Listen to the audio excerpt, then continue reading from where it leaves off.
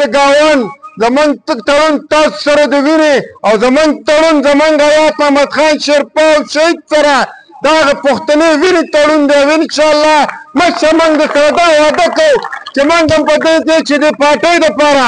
ووټ برسي جلسه جلوس خو څه کې موږ په دې انتظار یو چې دې پارټۍ لپاره زموږ د وینې ضرورت راشي او چې موږ د حیات محمد خان شیرپا چې هغه کومه پښتنه وینه به موږ دپاره توی کړئ چې موږ دا خپله وینه ستاسو دپاره توی کړو نو دا به هم کموي نوی میټینګ په 11 تاریخ د شهید حیات محمد خان شیرپا دا هغه شخصیت برسي ده که په هر چا باندې حق لږ او که ډېر وي خو زما په خاوره باندې زما په ډکي باندې د حیات محمد خان شیرپا حق زه نن نوجوانانو ته وایم نن چې تاسو ډګۍ اخیستي دي نن چې تاسو د مقابل امتحانونه پاس کوئ نو زه ورته صرف دا یو خبره کوم چې زما نوجوانانو دا د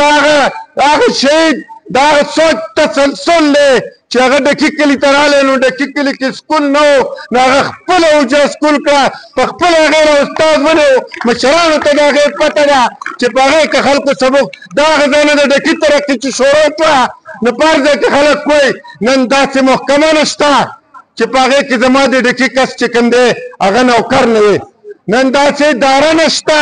زه تاسو چې موږ چې هر ځای ته ځو زموږ عزت کې همدا د هغه شهید هغه تسلسل دی چې هغه موږ له د هغه تعلیمي آغاز هغه د خپل حجرې د سکول نه کړی دا موږ ته ویلی شوی دا حقیقت دی او هغه یې وقف کړی ویل چېرې دلته به سکول عزتمندو که په دې موږ خبرې کوو دا ډېر زیات ټایم غواړي ټایم هم مختصر دی او دا نننی میټینګ چې کوم دی دا موږ اوپن کوو دا موږ د هغه 11 تاریخ دپاره چې کوم دی